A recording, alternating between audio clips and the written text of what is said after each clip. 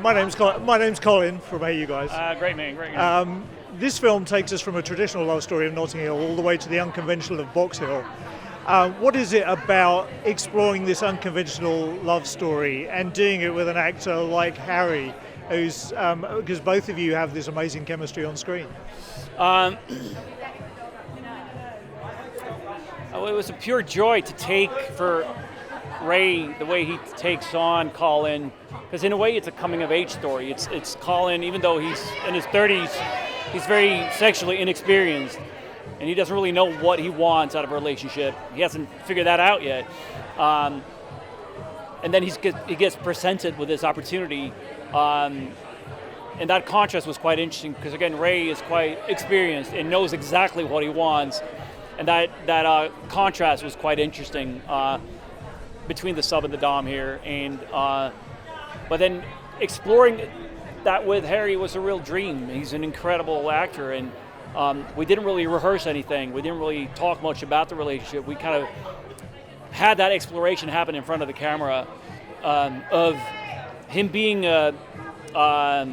obedient, submissive, but then also kind of coming into his own in a way and figuring out like what he wanted out of a relationship, and that might not always align with what Ray wants. And Ray is quite dogmatic and strict about what he wants, but that doesn't necessarily mean that he's like a bad guy. You know, it's a consensual relationship, and Colin can leave anytime he wants. So I thought that was interesting, that it's not straight up abuse that way. I think that there's a scene with Colin's parents that they're having Sunday roast together, and I thought that kind of sums it up in a way, because reading it, I could see Peggy, Colin's mom's point of view. I could understand her and why she's upset about the way her son is being treated, and that he might not be as happy as he could be.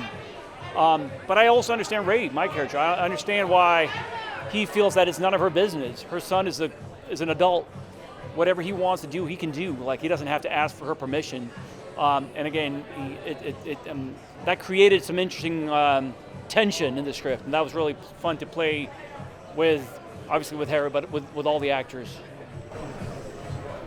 I love that you always take such big swings in terms of like the films that you do and the roles that you play. Thank you.